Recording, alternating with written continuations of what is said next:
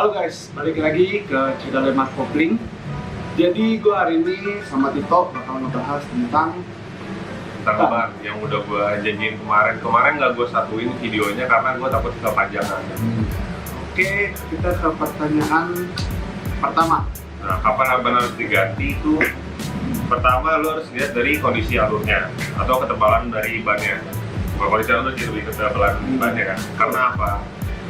Bahkan soalnya kalau misalkan udah tipis, jadi itu untuk memecah air itu agak susah. Jadinya bisa menyebabkan aquaplaning namanya. Lagi musim hujan gini kan, nah, Iya. itu bahaya banget. Jadi buat kalian ya sering-sering ngecek kondisi ban kalian masih tebal apa enggak. Sebenarnya sih ada indikator ya setiap alur ban itu ya. Jadi kalau misalnya permukaan ban kalian udah sama rata sama indikatornya, nanti gue tunjukin fotonya indikator kayak apa. Nah itu kalian wajib harus ganti ban karena emang udah nggak ada lagi dan tidak direkomendasikan untuk tetap berkendara dengan kondisi ban seperti itu ya. Betul. Nah, yang kedua adalah perhatiin benjolan di dinding ban. Betul. Benjolan dinding ban kadang kenapa bisa benjol dinding ban itu karena biasanya ban itu dindingnya benjol karena pertama dia itu nabrak lubang. Bisa karena nabrak lubang atau karena kekurangan tekanan angin. Gitu. Karena kenapa kekurangan tekanan angin bisa bikin benjol? Karena kan dia itu ban itu harusnya dengan tekanan angin yang pas, dia itu bentuknya harusnya lurus kan, dari bibir pelek ke jalan lurus. Cuma karena dia berkurang, akhirnya dia bentuknya agak belok gitu, agak melengkung gitu. Itu bisa bikin kawat-kawat yang ada di dinding ban itu putus. Gitu. Kalau udah putus dia bisa jadi benjol karena karetnya udah nggak ada yang nahan lagi. Akhirnya Mau benjol, main nabrak lubang, bisa pecah. Jangan ada lubang. Kalau kita lagi misalkan jalan di jalan tol ya kecepatan tinggi itu bisa pecah. Karena kekurangan angin, karena ban benjol itu bisa pecah. jadi baiknya kalian juga perhatikan juga tuh ya, sering lihat-lihatin dinding kan, dinding ban kalian, sidewallnya tuh masih oke nggak sih gitu loh. Jangan sampai kekurangan angin juga, itu berbahaya sih. Gitu. Terus juga jangan lupa di dinding bagian dalam karena kadang ban juga di luar kelihatannya fine-fine aja, cuman Di dalam pas di dalamnya ternyata udah ada benjolan gitu. Karena kan benjolan nggak cuma di bagian luar doang kan, dia bisa di bagian dalam juga. habis itu kita punya pertanyaan, Bang, kalau beli ban bekas tipsnya apa ya sih yang perlu diperhatikan? Iya, yang dilihat apa sih gitu kan ketika lo beli ban bekas. Jadi kemarin kita habis beli ban bekas dan kondisi masih oke. Nah, apa sih yang perlu diperhatikan itu kan? Yang pertama, silakan Tok, jawab. Yang pertama jenis-jenis bannya, merek, alurnya, ketebalan ban, ketebalan alurnya ya, Iya. ketebalan alurnya. Itu yang paling penting. Kalau umur, kalau menurut gua tergantung lagi dengan kondisi bannya. Kalau misalkan kondisi ban bagus tapi umurnya udah lumayan, udah berapa tahun masih oke. Iya. Dengan lebih utama itu kondisi fisik dari bannya. Udah ada retak-retak halus, Iya. retak yang lumayan lebih besar juga perhatikan juga sebenarnya. Iya. Ada juga ban yang mungkin kalau belum terpasang nggak kelihatan ya retak-retaknya segala macam Karena belum dipompa kan, belum Nah, diisi begitu tekanan. udah diisi angin, serta peleknya ada juga Iya. itu kelihatan baru. Jadi kalian harus juga Soalnya kan kalau misalkan orang jualan ban bekas itu kan dia suka naruh sembarangan. Karena panas. Iya, karena panas, nggak hujan ya kan, nggak hujan juga. Akhirnya terus nggak disemir, kan? Nggak ada perlindungan sama karetnya, akhirnya jadi kering, retak akhirnya. Jadi sebenarnya tahun juga nggak jadi patokan asal penyimpanannya bagus ya. Bener banget. Paling kita lihat juga tambel-tambelan. Nah itu juga perlu Iya. perhatikan juga ya, tambel-tambelan. Betul. Kalau bisa ya, sebenarnya kalau udah ditambel kayak kemarin nih, kita kan sebenarnya sebelumnya pakai yang tambel colok, cuma sama bengkelnya sama tokobannya diganti sama tambel tip-top. Nah Tambel itu tip-top. lebih bagus lagi sebenarnya, karena tambel tip-top kan dari dalam tuh Iya. ditempel kan. Nah kalau bisa juga nih, kalau misalkan kalian itu bannya bocor, bisa mungkin ditambal tip-top. Jangan ditambal colok kan atau tambal cacing ya namanya. Kenapa itu nggak disarankan? Karena gini, semisal ban itu di kena pakunya kecil, tapi akhirnya kan kalau tambal colok itu kan ditusuk, ya kan ditusuk akhirnya memperbesar lubang tersebut gitu. Nah kalau memperbesar dia bisa kena kawatnya, ya kan? Bisa kena kawat akhirnya bisa meluas lagi ntar sobeknya ketika udah jalan segala macam ya kan, ada tekanan nambah dia bisa udara bisa keluar juga lewat situ gitu. Jadi menurut gue itu kurang aman sih. Dengan tambah tip-top aja lebih jelas. Lebih Ya aman. mungkin memang lebih prosesnya lebih lama dan harganya lebih mahal, tapi itu lebih aman juga. Worth it lah buat nyawa kalian kan. Iya. Dibanding kalian yang colok-colok, kalau misalnya lepas atau gimana ya itu lebih berbahaya lagi gitu kan. Nah, terus ada juga nih bang, nanya ban yang cocok untuk harian, jenis-jenisnya sama fungsi alur ban itu apa sih gitu? Nah, untuk harian ya. Baik lagi kalian itu maunya untuk harian itu untuk yang lebih yang ekonomis atau yang nyaman, atau mungkin kalian suka yang sporty kan? Sporty karena itu bisa dibuat harian juga kan? Iya. Ya. Jadi masing-masing tuh ada jenis dan alur itu beda-beda. Oh ya, dan yang jelas nih, kalian kalau misal mau beli ban bekas, kalau bisa itu jenis dan mereknya sama. Cuma kan kalian kan tahu sendiri kalau misal beli di tempat ban bekas nggak selalu ada kan barangnya kan, agak susah nyari. Kayak kemarin gue nyari ukuran aja nih, ukuran yang gue pengen aja agak susah. Gimana dengan merek yang sama? Ya kan jenis yang sama tuh agak susah banget. Paling kita perhatiin kalau misalnya buat comfort ya, buat kenyamanan, buat daily use mobil kalian ya, gue saranin yang alurnya lurus-lurus aja. Itu nanti juga selain ke comfort, juga ke bisingan masuk ke kabin itu berkurang. Iya. Dibandingkan ban-ban yang semi slick. Nah itu juga tuh, semi slick itu juga Ada jenisnya namanya semi slick jenisnya. ada juga yang benar-benar pure slick ya kan. Iya. Nah kalau semi slick ini apa sih? Sebenarnya dia juga bisa dipakai di harian, juga bisa dipakai buat yang podcast kayak drift segala macam, Iya. ya kan. Nah itu juga bisa dipakai keduanya, tapi minusnya waktu itu gue sempat pakai juga tuh FS2 juga radial.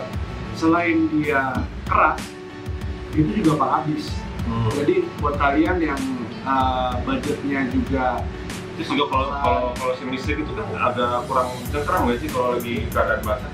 iya kalau kondisi basah memang dia kurang cekram karena kan alurnya juga nggak sebaik apa satu mecah opening itu kan, Iya kan. nggak sebaik ban radial itu kan. Iya kan. Kalau semi slick ini mungkin lebih ke arah kita kondisi jalan kering, untuk performa emang dia nomor satu gripnya paling Iya. kuat. Tapi kalau untuk yang kenyamanan, kalian yang ngincer kebisingannya untuk berkurang, terus ya dan dari uang segala macam juga itu perlu dipertimbangkan banget sih buat kalian semua. Jadi umurnya itu paling sekitar 6 sampai setahun lah kalau kalian jarang pakai mobil ya. Itu kalian harus diganti lagi karena bannya itu pakai soft compound, jadinya gampang cepat habis. Itu sih pengalaman gue untuk pakai ban semi slick. Terus ada juga nih ban baru atau ban yang masih tebal itu bagusnya taruh di depan, ganti ban depan apa ganti ban belakang. Ban baru atau ban yang tebal ya? Iya. Sebenarnya banyak orang yang mikir kalau ban depan itu ban yang tebal itu taruhnya di depan. Nah, sebenarnya banyak pakar yang ngasih tahu kalau misal ban yang masih baru atau yang tebal itu taruh di belakang. Untuk apa? Itu untuk mengcover kalau ketika lo itu lagi oversteer, atau lo lagi manuver yang tajam, akhirnya mobil lo terpelintir lah ibaratnya. Kan kondisinya kan ban belakang lo itu nggak punya kemudi apa-apa kan, ketimbang ban depan. Ban depan lo masih bisa Pegang kendali lah. pegang kendali ya. Kalau belakang kan kita nggak bisa kendaliin apa-apa. Dia ngelos ngikutin aja gitu. Nah, agar dia nggak begitu mental atau dia bisa mengontrol gerakan dari mobilnya, lebih baik dipakai yang di belakang, ban yang tebal. Kalau di video kemarin gua kenapa yang baru gue taruh depan? Soalnya yang gua beli bekas itu kan kondisi sebenarnya itu masih bagus juga, masih bagus, dan itu sebenarnya dia lebih lebar gitu. Jadi sebenarnya itu lebih nge-grip, makanya kenapa gue taruh belakang. Habis itu kita bakal ngebahas tentang tips-tips cara merawat ban yang sudah terpasang di mobil kalian. Ya. Apa aja sih tips-tipsnya? Dari gue sendiri pribadi ya kalian harus sering-sering balancing sama spuring. Iya.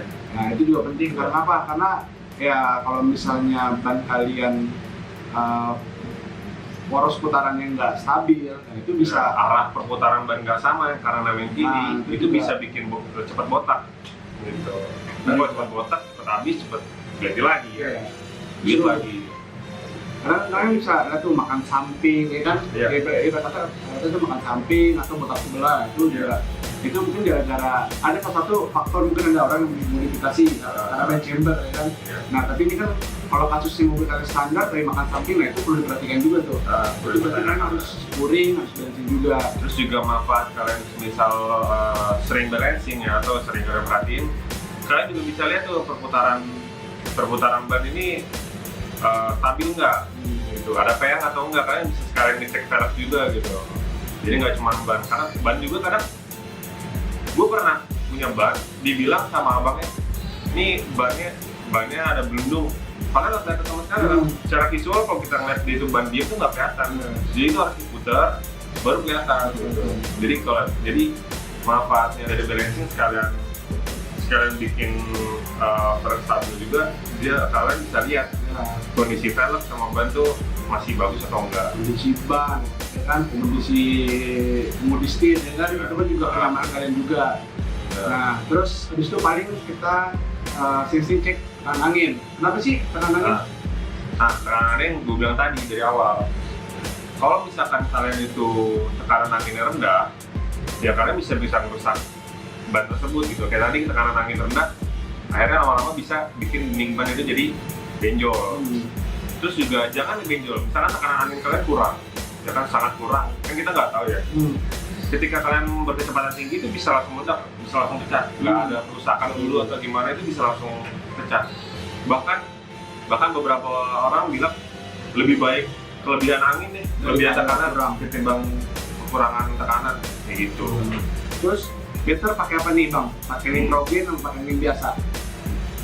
Mendingan nitrogen sih, kalau pengalaman gue sih lebih baik nitrogen karena gue pernah pakai angin biasa dan gue ngerasa kok kayaknya keras banget nih. Kayaknya keras banget bannya, kenapa? Gue kira suspensinya yang rusak gitu kan. Ternyata pas gue ganti nitrogen itu jauh jadi lebih banget, beda banget. Jadi nitrogen itu gas udara murni yang nggak tercampur sama air. Iya.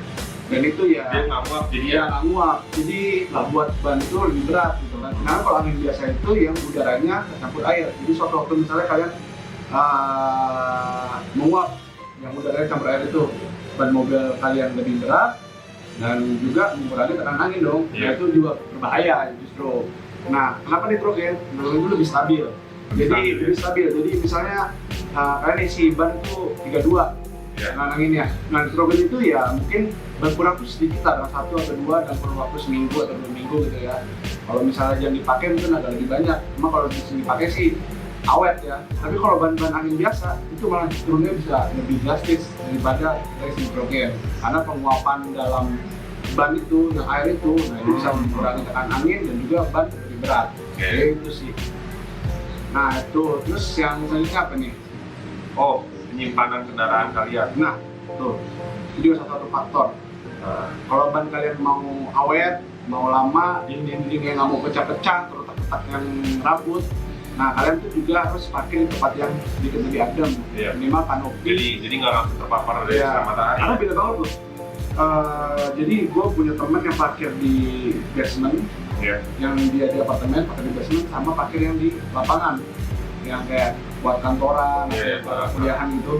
Nah itu kondisi bannya tuh lebih awet yang di basement, yang adem karena nggak terpapar sinar matahari langsung dan juga dia kayak nggak ada retak-retak halus itu. Tapi kalau di lapangan, wah itu retak-retak halus ya mungkin kayak kemarin temen gue pakai salah satu brand lokal kita, LM705 itu 2 bulan itu udah ada retak-retak dikit.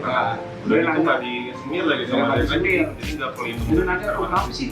Kok bisa gini, gua baru beli ban baru 2 bulan tapi udah kelihatan kayak ban yang udah kotak. Nah mungkin gua ngasih tahu cara merawatnya itu salah, atau penyimpanan parkir mobil tadi juga salah gitu kan. Yang sering kena matahari sih sebenarnya itu gitu. Nah matahari nggak apa-apa sekali lah, wajar kan. Ya cuma better kalian nyimpan dengan kondisi yang sedikit adem lah supaya bantu, kan bantu ya karet gitu kan gitu kan. Jadi ya kena matahari pun dia juga bisa menyebabkan untuk kayak retak-retak halus itu sih. Apalagi udah dikena sinar matahari, terus kanan anginnya kurang, wah itu nggak disemir juga. Mending kalian nggak usah punya mobil gitu mending. Sebenarnya juga ada ini Atau ya. mendingan beli kanopi dulu kan, nyiapin garasi dulu baru beli mobil. Benar.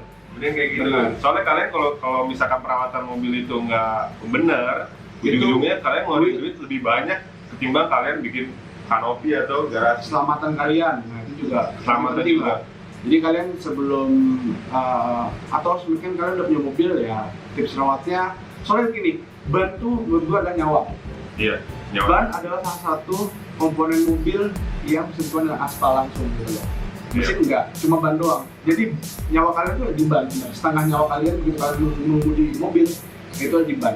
Jadi better kalian lebih aware sama ban kalian, kecepatan tinggi ya kan, untuk di dalam kota, yang sering keluar kota itu juga harus diperhatiin banget sih semuanya. Paling gitu aja kali ya dari kita. Nah gitu ya, kalau misalkan ada masukan atau ada pertanyaan, Silahkan komen. silahkan komen di Kalau bawah. kita ada salah, silahkan koreksi di komen juga. Benar, jadi kita nanti sharing bareng. Nah, Ya. oke, cukup dari kami. See you di video selanjutnya. Jangan lupa subscribe, like, Dan komen. komen. Share juga ke teman kalian yang butuhin konten tentang ban mobil. Thank you for watching. Bye bye. Bye bye.